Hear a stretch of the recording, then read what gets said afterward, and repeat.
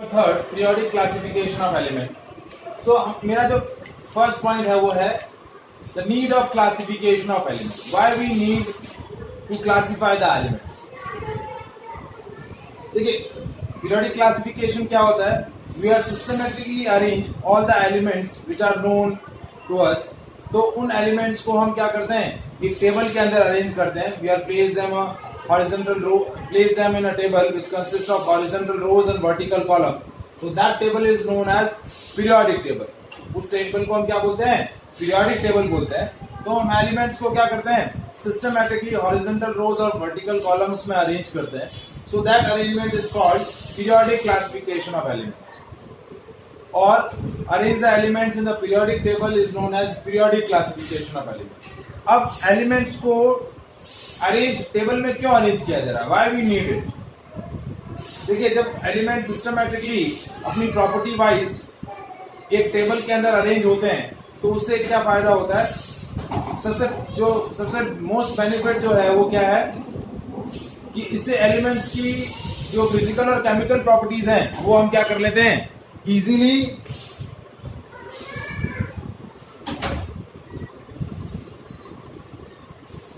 क्या करते हैं हम जब हम एलिमेंट्स को टेबल के अंदर क्लासिफाई करते हैं या एक सिस्टमैटिक क्लासिफिकेशन उनका रहता है तो उससे उनकी फिजिकल और केमिकल प्रॉपर्टीज का जो स्टडी होता है वो बहुत ही इजी हो जाता है.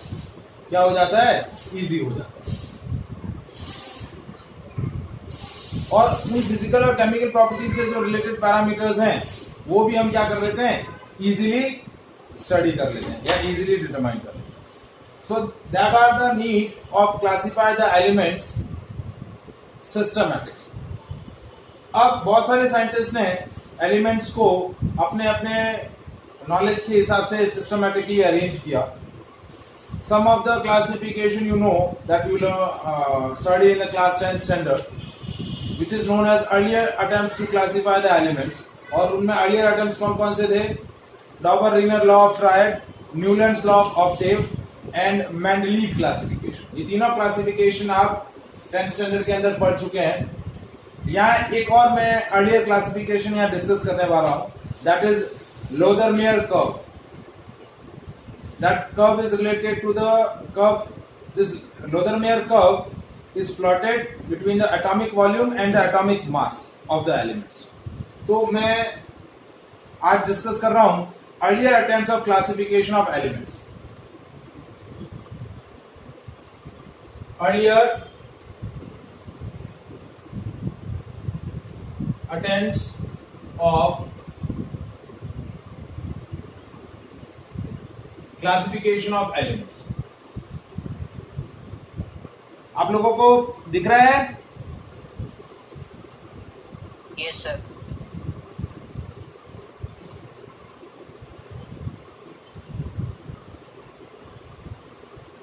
तो इन अर्लियर अटेम्प्ट्स में हमने सबसे पहला डिस्कस करना है डॉबर-रीनर्स लॉ ऑफ ट्रायड.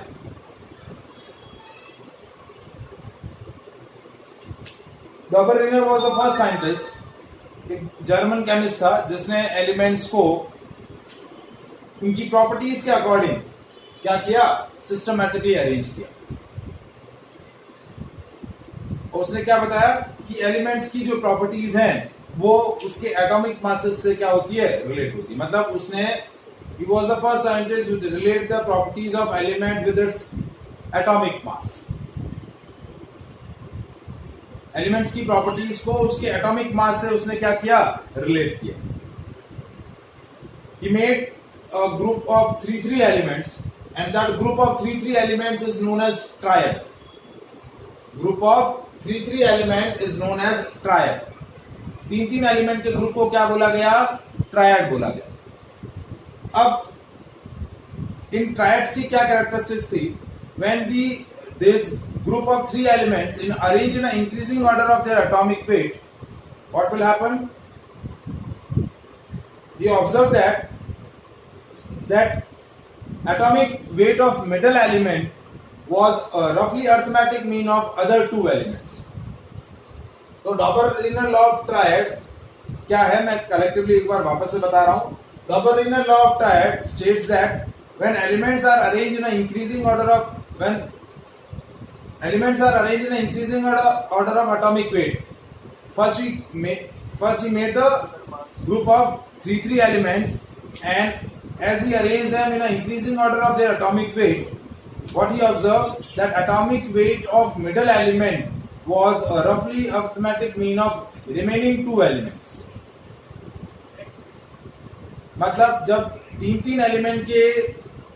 तीन एलिमेंट्स को ज्वाइन करके एक तीन एलिमेंट्स का ग्रुप बनाया गया जिसको ट्रायड बोला गया, और जब उनको increasing order of atomic weight में अरेंज किया तो क्या उसने देखा कि जो बीच वाले एलिमेंट का एटॉमिक वेट है बाकी दो एलिमेंट्स के एटॉमिक वेट का एवरेज है। बाकी दो एलिमेंट्स के एटॉमिक वेट का जब एवरेज कैलकुलेट करते हैं वो एवरेज और बीच वाले एलिमेंट का एटॉमिक वेट सेम आ रहा है। ठीक है, जैसे फर्स्ट ट्रायड उसने जो फॉर्म किया that is lithium sodium potassium. Lithium का एटॉमिक वेट 7, सोडियम का 23, पोटेशियम का 39। तो 7 + 39 divide by 2 that is 46 by 2 that is 23। तो ये एटॉमिक वेट आपका सोडियम का है। So that was the first trial.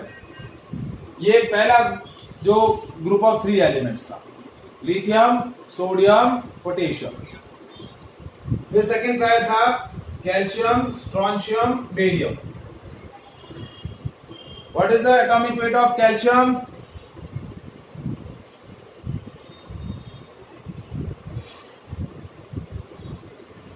What is the atomic weight of calcium? Anyone? 40. Strontium 88 and barium is 137. तो देखिए 40 + 137 डिवाइड बाय 2, तो ये आया 177 बाय 2, so that is 8.5। तो ये क्या था? रफली अर्थमेटिक मीन था। दिस वाज रफली arithmetic mean. So this was the second trial.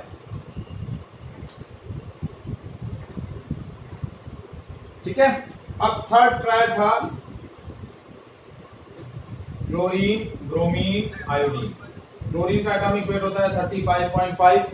Bromine का कितना होता है कौन बताएगा? ब्रोमीन का 80 और आयोडीन का 127। ठीक है, सो 127 + 35.5 डिवाइड बाय 2,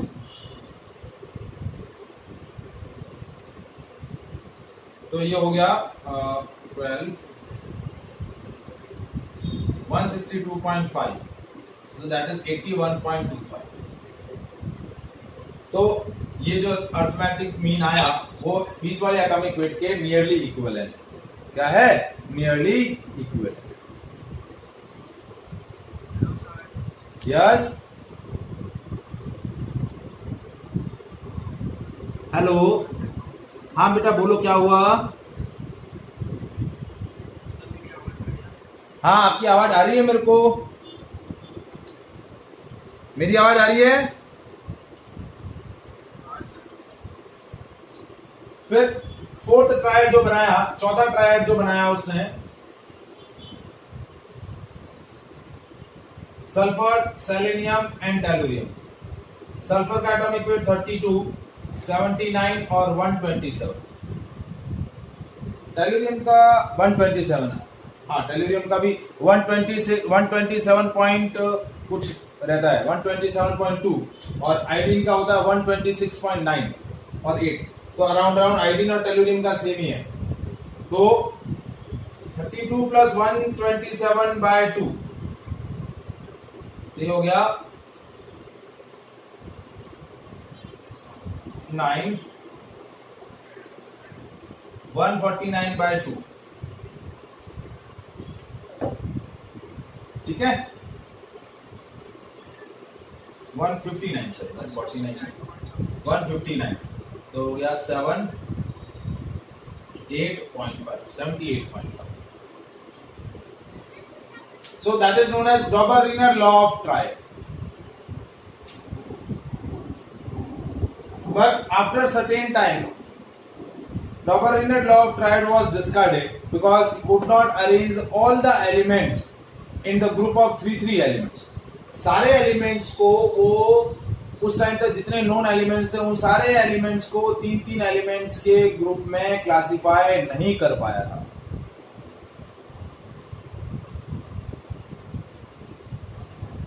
तो इस वजह से डॉबरेनर लॉ ऑफ ट्रायड क्या कर दिया गया, डिस्कार्डेड कर दिया. यस बेटा.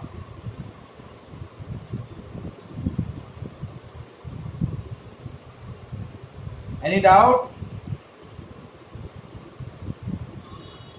Now next classification is Newland law of octave.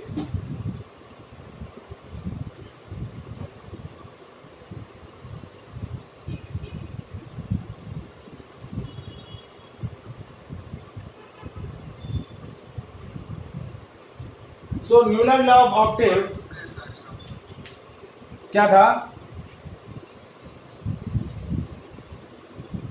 Newland arranged 56 elements which are known at that time in an increasing order of their atomic weight, and what he observed that as he arranged the elements in an increasing order of their atomic weight, that every eighth element had the same properties with the first one. जब उसने क्या किया, उस time तक जो 56 element known थे उन 56 elements को उसने जब increasing order of atomic weight के हिसाब से अरेंज किया, बढ़ते छोटे से बड़े के क्रम में, छोटे एटॉमिक वेट से बड़े एटॉमिक वेट में जब उनको अरेंज किया तो उसने क्या देखा कि हर एक आठवां एलिमेंट जो है, every eight element at the same property with the first one. When the element are arranged in increasing order of their atomic weight, तो हर एक आठवां एलिमेंट जो है उसकी प्रॉपर्टीज पहले एलिमेंट से मैच कर रही है. And that similarity he compare with the music notes. Music के अंदर जो हर एक आठवां नोट होता है वो पहले वाले नोट के इक्वल होता है या सिमिलर होता है. सा रे गा मा पा धा नी सा. तो सेम वही यहां पर हो रहा था कि हर एक आठवां एलिमेंट पहले वाले एलिमेंट से प्रॉपर्टी वाइज क्या रख रहा है, सिमिलरिटी रख रहा है. That's why this law is known as Newland law of octave. When Newland arranged all the elements known at that time in an increasing order of their atomic weight, every eighth element had the same property with the first element. So this law is known as Newland law of octave. Is it clear? ठीक है. जैसे hydrogen, lithium, beryllium, boron, carbon,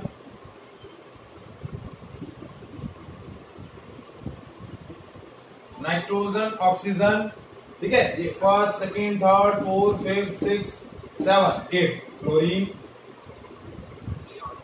फिर उसके बाद normal gases उस time तक known नहीं थी. Sodium, magnesium, aluminium, silicon, phosphorus, sulphur, chlorine, potassium, calcium. तो देखिए हाइड्रोजन, फ्लोरीन, क्लोरीन की प्रॉपर्टी सेम है. लिथियम, सोडियम, पोटेशियम की प्रॉपर्टी सेम है. बेरिलियम, मैग्नीशियम, कैल्शियम की प्रॉपर्टी सेम है. बोरॉन और एल्यूमिनियम की प्रॉपर्टी सेम है. Is it clear? फिर क्रोमियम, टाइटेनियम, मैग्नीज, आयरन, ये सारे elements. So that is called Newlands law of octave. लेकिन after certain time that Newland law of octave is also discarded because Newland law of octave is only applicable for the lighter elements, atomic up to atomic weight of 40.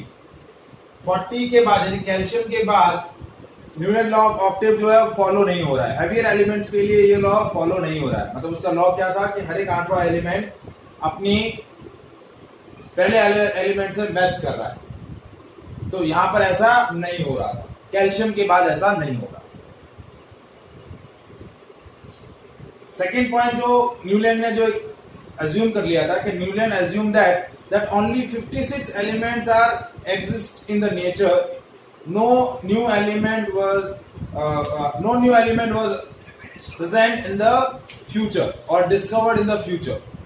तो ये जो Newland का assumption था वो सबसे wrong assumption था कि nature में सिर्फ 56 एलिमेंट ही एग्जिस्ट करेंगे और कोई नया एलिमेंट इन फ्यूचर डिस्कवर्ड नहीं होगा। तो वो आप किसी के लिए ऐसा बोल नहीं सकते। तो ये जो अजम्पशन था न्यूलैंड का वो सबसे रॉन्ग अजम्पशन था। ठीक है, फिर he placed some dissimilar element in a same group and placed some similar element in a different group। मतलब कुछ dissimilar elements को साथ में रख दिया, group together, and similar elements को separately place कर दिया। जैसे देखिए ऑक्सीजन सल्फर नॉन मेटल है और इसके साथ एक प्योर मेटल आयरन प्लेस कर दिया है। ठीक है, अब फ्लोरीन और क्लोरीन नॉन मेटल है, इसकी प्रॉपर्टी हाइड्रोजन से कहीं किन किन केसेस में मैच कर रही है, किन किन केसेस में मैच नहीं कर रही है। तो डिसिमिलर एलिमेंट्स को साथ में प्लेस कर दिया है, सिमिलर एलिमेंट्स को सेपरेटली प्लेस किया। So due to these all reasons Newland law of octave was discarded. Okay, अब नेक्स्ट क्लासिफिकेशन आया लॉदा-मेयर कर्व। अब लॉदा-मेयर और मेंडलीव इन दोनों के जो क्लासिफिकेशंस थे वो एक ही ड्यूरेशन के अंदर आए। दोनों रशियन साइंटिस्ट थे। दोनों ने जो बताया कि सबसे इंपॉर्टेंट पॉइंट क्या बताया कि physical and chemical properties of elements are periodic function of their atomic mass. दोनों ने अपने अपने लॉज के थ्रू क्या डिस्कस किया, that physical and chemical properties of element was the periodic function of their atomic mass। कि elements की physical और केमिकल प्रॉपर्टीज किसी न किसी तरीके से उनके एटॉमिक वेट से क्या होती है, रिलेट करती है। सो नेक्स्ट क्लासिफिकेशन आया लॉदा-मेयर।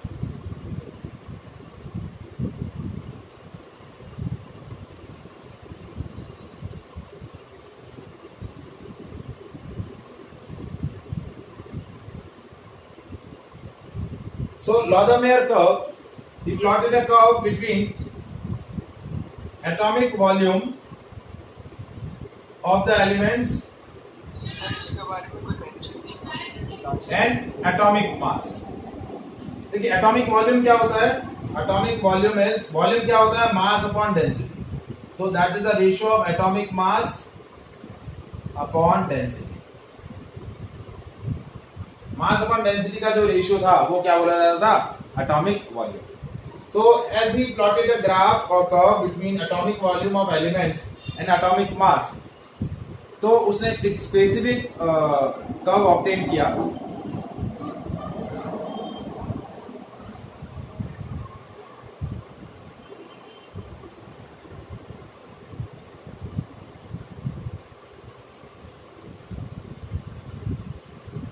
ठीक है, इस तरीके का कर्व उसने ऑब्टेन किया। That is a Lothar Meyer curve between atomic volume and atomic mass.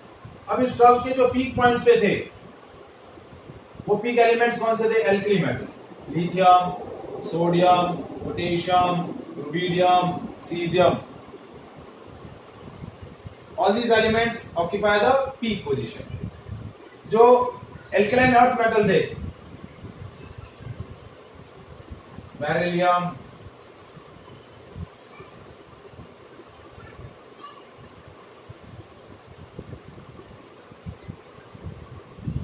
Magnesium,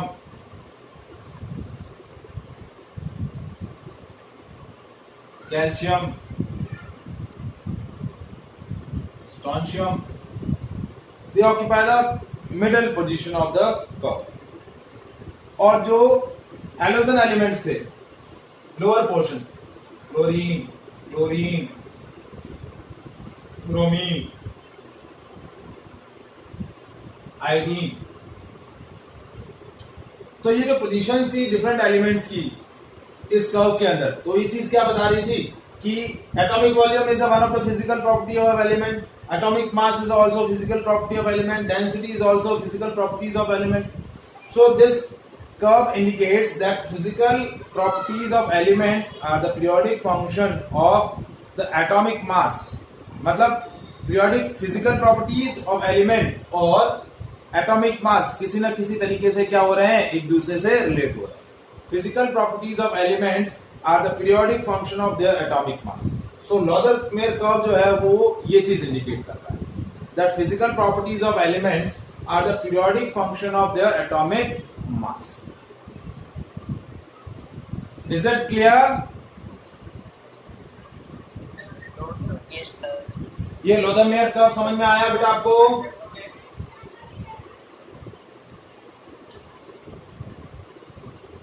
any doubt? अब सबसे इंपॉर्टेंट जो क्लासिफिकेशन, जो पीरियोडिक क्लासिफिकेशन ऑफ एलिमेंट बोला जाता है, वो बोला जाता है Mendeleev classification, Mendeleev periodic classification of element. क्योंकि मेंडलीव का जो क्लासिफिकेशन है वो सबसे सिस्टमैटिक है। आज जो हम पीरियोडिक टेबल पढ़ते हैं, स्टडी करते हैं, मॉडर्न पीरियोडिक टेबल, उसका जो बेसिस है वो मेंडलीव का प्रपोज है। Mendeleev was the scientist that whose contribution towards the classification of element is maximum और most systematic। तो बाकी सारे एलिमेंट साइंटिस्ट ने भी क्या किए हैं, अपने क्लासिफिकेशंस प्रपोज किए हैं, बट सबसे सिस्टमैटिक क्लासिफिकेशन जो है वो किसका बोला जाता है, मेंडलीव का। किसका बोला जाता है, मेंडलीव का। सो मेंडलीव्स क्लासिफिकेशन।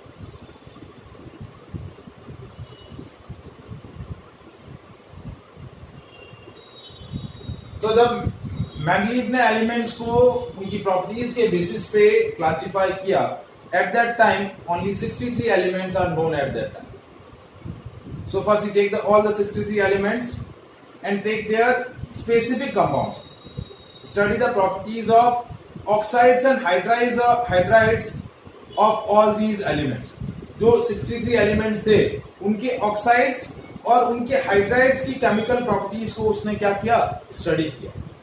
क्योंकि ऑक्सीजन और हाइड्रोजन जो है वो ऐसे दो एलिमेंट्स हैं जिनसे ऑलमोस्ट सारे एलिमेंट्स क्या करते हैं, केमिकली रिएक्ट करते हैं। तो इस वजह से क्या हुआ, मेंडलीव ने उस टाइम पर जो 63 एलिमेंट्स नोन थे, उन 63 एलिमेंट्स के हाइड्राइड्स और ऑक्साइड्स को क्या किया, स्टडी किया। और उनकी स्टडी करने के बाद उसने एक लॉ प्रपोज किया which is known as Mendeleev periodic law. And Mendeleev periodic law states that physical and chemical properties of elements are the periodic function of their atomic mass. क्या बोला गया, physical and chemical properties of elements are periodic function of their atomic masses। मतलब when we arrange different elements in an increasing order of their atomic weight, so after the certain regular interval elements repeat their physical and chemical properties। Elements are different, their atomic masses are different, but their properties are same, and that phenomena is known as a periodicity of the elements। periodicity in the properties of element। कि जब elements को increasing order of their atomic weights या atomic mass में हम arrange कर रहे हैं, तो एक रेगुलर इंटरवल के बाद एलिमेंट्स जो हैं वो अपनी प्रॉपर्टीज को क्या कर रहे हैं, रिपीट कर रहे हैं। So that reoccurrence in the properties of element is known as periodicity. अब मेंडलीव ने उन 63 एलिमेंट्स के ऑक्साइड्स और हाइड्राइड्स को स्टडी करने के बाद उनको सिस्टमैटिकली एक टेबल में अरेंज किया। That table consist of horizontal rows. उन हॉरिजॉन्टल रोज को क्या बोला गया, पीरियड्स। और वर्टिकल कॉलम्स को क्या बोला गया, ग्रुप्स। क्या बोला गया, groups. Horizontal rows are known as period, vertical columns are known as groups. और सिस्टमैटिकली एलिमेंट्स को उनकी property wise increasing order of their atomic weight क्या किया गया, अरेंज किया। अब मेंडलीव की जो टेबल थी, उस टेबल के अंदर क्या प्रॉपर्टीज थी, क्या कंस्ट्रक्शन वाइज जो टेबल थी, It consists of 7 horizontal rows, ठीक है, and 8 vertical columns. 8 periods थे और 7 horizontal rows थी, यानी 7 periods and 8 groups. And out of 8 groups, 7 groups are further divided into 2 subgroups. 8 में से 7 ग्रुप जो थे वो फर्दर एबी पार्ट में उसने क्या कर दिए थे, डिवाइड कर दिए. Group A for normal elements, group B for heavier elements. And 8 group consist of a group of 3 elements. क्या बोला गया, ग्रुप ऑफ 3 एलिमेंट्स. तो देखिए उसकी टेबल किस अकॉर्डिंग थी. ये 1 2 3 4 5 6 7 और ये 8. ठीक है, ये first period, second period, third period, fourth period, fifth period, sixth period और ये 7. फिर हर एक ग्रुप को उसने अलग अलग से एबी पार्ट में डिवाइड कर दिया, सब ग्रुप में. ये ए, ये B, A B, A B, A B, A B, A और बी, ए और बी. 8 में से 7 को क्या कर दिया था, सब ग्रुप्स में डिवाइड कर दिया. और 8 ग्रुप में 3 एलिमेंट्स का एक ट्रायड रहता था. ठीक है, ग्रुप जैसे उसने क्या किया था, इन सारे एलिमेंट्स के ऑक्साइड्स और हाइड्राइड्स को क्या किया था, स्टडी किया था. तो ग्रुप 1 के ऑक्साइड्स का फॉर्मूला क्या था, R2O. ग्रुप सेकंड के ऑक्साइड्स का फॉर्मूला था RO. ठीक है, ग्रुप थर्ड के ऑक्साइड्स का फॉर्मूला R2O3. ग्रुप 4 के ऑक्साइड्स का फॉर्मूला RO2. ग्रुप 5 के ऑक्साइड्स का फॉर्मूला R2O5, क्योंकि ऑक्सीजन की वैलेंसी 2 होती है और एलिमेंट जो पर्टिकुलर ग्रुप है, जैसे इसकी वैलेंसी 5, तो इसलिए R2O5. इसका हो जाएगा RO3, इसका हो जाएगा R2O7 और इसका RO4.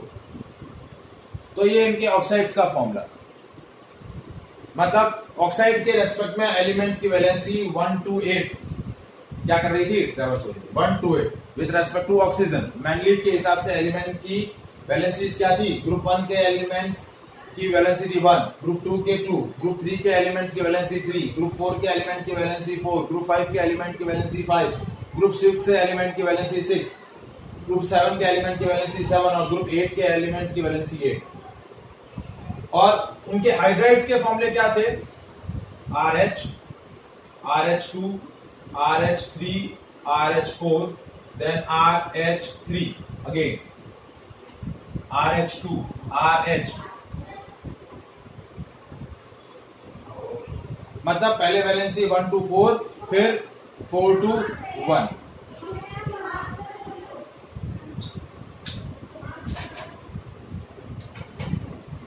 पोटेशियम. और इसके बी ग्रुप में क्या है, कॉपर, सिल्वर, गोल्ड. ये नॉर्मल एलिमेंट्स हैं, ये हैवियर एलिमेंट्स हैं.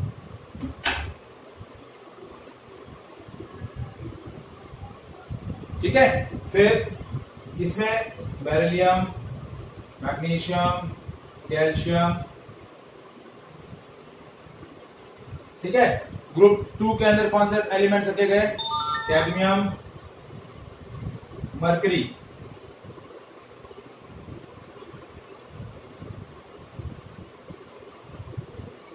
ठीक है, सॉरी यहाँ जिंक, कैडमियम और मरकरी. तो ये नॉर्मल एलिमेंट्स हैं, ये हैवियर एलिमेंट्स. इससे पूरा टेबल अपने टेक्स्ट बुक में बना हुआ है, आप देखिएगा. तो ये आपका मैनलीफ का क्लासिफिकेशन था. फिर मैनलीफ के क्लासिफिकेशन के अंदर नोबल गैसेस को प्लेसिंग नहीं दिया गया. मैनलीफ के क्लासिफिकेशन में नोबल गैसेस को प्लेसिंग नहीं दिया था, क्योंकि जब मैनलीफ ने अपना पीरियोडिक क्लासिफिकेशन लॉ प्रपोज किया, उस टाइम तक नोबल गैसेस डिस्कवर्ड नहीं हुई. उसके कुछ टाइम बाद जब नोबल गैसेस डिस्कवर्ड हुई, तो एक साइंटिस्ट था रैमसे ने उन नॉबल गैसेस को एक सेपरेट ग्रुप में प्लेस किया और उस सेपरेट ग्रुप को क्या बोला गया, यहाँ एक सेपरेट ग्रुप डाला गया और that is called zero group. उसको क्या बोला गया, zero group, and that is called modified Mendeleev table. उसको क्या बोला गया, मॉडिफाइड मेंडलीव पीरियोडिक टेबल। और उस मॉडिफाइड मेंडलीव पीरियोडिक टेबल के अंदर 8 कॉलम्स के बजाय 9 कॉलम्स थे, और 9th कॉलम जो था वो जीरो ग्रुप बोला जाता था, which consist of noble gases. ठीक है, helium, neon, argon, krypton, xenon and radon. तो इन नॉबल गैसेस को रैमसे करके एक साइंटिस्ट था, उसने प्लेस किया। तो that is called modified Mendeleev periodic table.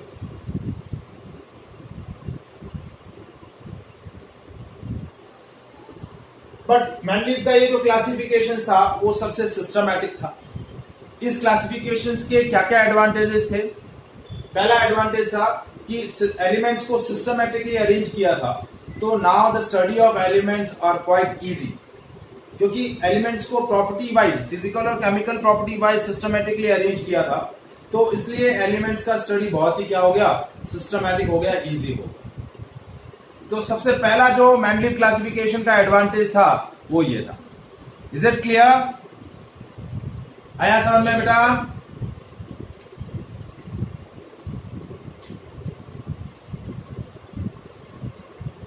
Second point जो था वो था correction of atomic masses.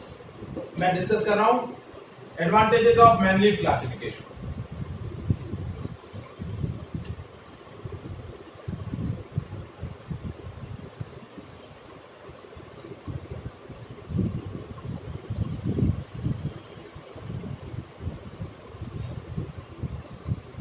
Systematic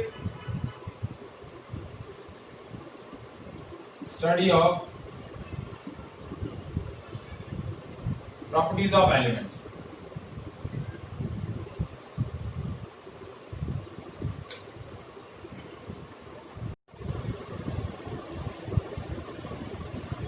So, सबसे पहला जो एडवांटेज था वो था कि एलिमेंट की प्रॉपर्टीज की स्टडी जो है वो सिस्टमैटिक हो। ठीक है, उसके बाद corrections in atomic masses of elements. बहुत सारे एलिमेंट्स के एटॉमिक मासेस के अंदर मेंडलीव ने अपने क्लासिफिकेशन या अपनी पीरियोडिक टेबल से क्या किए, करेक्शंस किए। क्योंकि एटॉमिक मास क्या होता है, इक्विवेलेंट मास इनटू वैलेंसी। तो उसने बहुत सारे एलिमेंट्स की वैलेंसी को करेक्ट किया और उन वैलेंसी के बेसिस पे उनके एटॉमिक मासेस को क्या किया, करेक्ट। जैसे बेरिलियम का एटॉमिक मास पहले मेंडलीव क्लासिफिकेशन से पहले 13 कंसीडर किया जाता था और उसकी वैलेंसी 3 कंसीडर की जाती थी, लेकिन बाद में मेंडलीव ने उसकी वैलेंसी को बताया 2 और उसके बेसिस पे उसका एटॉमिक मास क्या बताया गया, 9। तो बहुत सारे एलिमेंट्स के एटॉमिक मासेस को क्या किया, मेंडलीव ने अपने क्लासिफिकेशंस में क्या किया, करेक्ट किया। ठीक है, फिर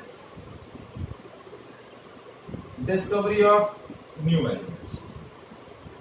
ये इंपॉर्टेंट एडवांटेज है कि मेंडलीव ने अपनी टेबल के अंदर बहुत सारे ब्लैंक स्पेस छोड़े अनडिस्कवर्ड एलिमेंट्स के लिए, जो उस टाइम तक नोन नहीं थे, लेकिन उनकी प्रॉपर्टीज को उसने ऑलरेडी क्या कर दिया था, डिस्कस कर दिया। जैसे बोरॉन के बाद वाले प्लेस को क्या बोला गया, बोरॉन के बाद एक गैप रखा गया, उसको बोला गया एका बोरॉन। उस एलिमेंट को क्या बोला गया, एका बोरॉन। एल्यूमिनियम के बाद एक प्लेस को खाली रखा गया, उसको बोला एका एल्यूमिनियम। सिलिकॉन के बाद एक प्लेस बाकी खाली रखा गया, एक गैप लेफ्ट रखा गया, उसको बोला गया एका सिलिकॉन। मतलब उन एलिमेंट्स को पहले ये नाम दिया गया, लेकिन एक्चुअली जब ये एलिमेंट डिस्कवर्ड हुए तो ये एलिमेंट्स कौन से थे, स्कैंडियम, गैलियम एंड जर्मेनियम, ये इनके एक्चुअल नेम है। तो बहुत सारे नए एलिमेंट्स की डिस्कवरी के लिए साइंटिस्ट को एक एनकरेजमेंट मिला, एक गाइडेंस मिली, जिसमें अननोन एलिमेंट्स की डिस्कवरी मेंडलीव टेबल के अंदर ऑलरेडी क्या कर रखी थी, डिस्कस कर रखी थी। तो इससे नए एलिमेंट्स की डिस्कवरी में एक एनहांसमेंट हुआ। So that is the most important advantage of Mendeleev classification. So these are the three major advantage of Mendeleev classification. अब जब कुछ टाइम बाद आइसोटॉप्स की डिस्कवरी हुई, तो आइसोटॉप्स की डिस्कवरी के बाद मैंडलीव की टेबल का फर्स्ट ड्रॉबैक जो है वो आइडेंटिफाई हुआ। तो डिफेक्ट्स या डिसएडवांटेज हम बोले, तो पहला डिफेक्ट क्या था? No separate place for isotopes. Isotopes के लिए कोई भी सेपरेट प्लेसिंग नहीं थी। अब आइसोटॉप्स क्या होते हैं? Species of same element having same atomic mass, having same atomic number but different mass. तो एक ही एलिमेंट के यदि एक से ज्यादा मतलब क्या है, डिफरेंट आइसोटॉप्स हैं, तो उनके एटॉमिक मासेस अलग अलग होंगे। तो मैंडलीव टेबल के अंदर उनको सेपरेट प्लेसिंग मिलनी चाहिए थी। जैसे हाइड्रोजन, हाइड्रोजन के 3 आइसोटॉप्स 1H1, 1H2, 1H3। तो इन तीनों आइसोटॉप्स को क्या होनी चाहिए थी? सेपरेट प्लेसिंग मिलनी चाहिए थी, जबकि उनको टेबल के अंदर सेपरेट प्लेसिंग नहीं दी गई। क्योंकि एटॉमिक मासेस डिफरेंट है, तो दे रिक्वायर्ड सेपरेट प्लेसिंग। तो मैंडलीव का क्लासिफिकेशन यहां फेल हो जाता था कि सेपरेट प्लेसिंग नहीं था आइसोटॉप्स के लिए। ठीक है। फिर एनॉमलस पेयर्स ऑफ एलिमेंट्स। कुछ ऐसे anomalous pair of elements find हुए जहां पर एटॉमिक मास का इंक्रीजिंग ऑर्डर फॉलो नहीं हो रहा। ठीक है। जैसे आर्गन एंड पोटेशियम। आर्गन का एटॉमिक वेट 40 है, कैल्शियम का 39 है। आर्गन को पहले प्लेसिंग दिया, पोटेशियम को बाद में। टेल्यूरियम और आयोडीन, टेल्यूरियम का 127.2 और आयोडीन का 126.9। तो टेल्यूरियम को पहले प्लेसिंग दिया, आयोडीन को बाद में। कोबाल्ट एंड निकल, कोबाल्ट का 58.9, निकल का 58.7। तो कोबाल्ट को पहले प्लेसिंग दिया है, निकल को बाद में प्लेसिंग दिया है। तो ऐसे एनॉमलस पेयर फाइंड हुए जहां पर increasing order of atomic weight का ऑर्डर जो है वो फॉलो नहीं हो रहा। तीसरा ड्रॉबैक था could not explain the cause of periodicity.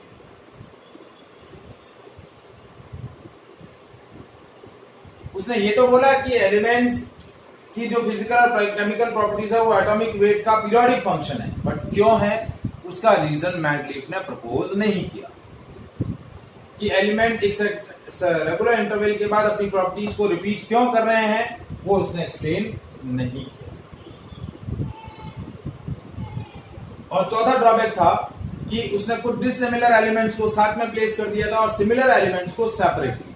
जैसे पहला ग्रुप जो मैंने बताया था उसके अंदर आपने देखा होगा हाइड्रोजन, लिथियम, सोडियम, पोटेशियम, उसके साथ नीचे कॉपर, सिल्वर और गोल्ड प्लेस थे।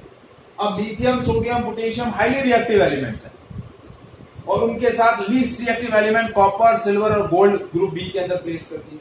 तो एक ही ग्रुप में डिसिमिलर एलिमेंट्स को प्लेस कर दिया, जबकि उसने बोला था कि एक ही ग्रुप में प्रेजेंट एलिमेंट सिमिलर होंगे प्रॉपर्टी वाइज। तो ये जो थे चार। और पांचवा ड्रॉबैक था पोजीशन ऑफ हाइड्रोजन। हाइड्रोजन की पोजीशन जो थी वो अनसर्टेन थी। तो these are the 5 defects found in the Mendeleev classification, जिनको बाद में मोजले ने अपने लॉ से इसको करेक्ट किया, which is known as modern periodic law. ठीक है। तो हम नेक्स्ट सेशन के अंदर डिस्कस करेंगे modern periodic law and modern periodic table which construct by the Niels Bohr, और उसके जो भी फीचर्स हैं वो हम डिस्कस करेंगे। Is it clear? ठीक है। Okay, bye.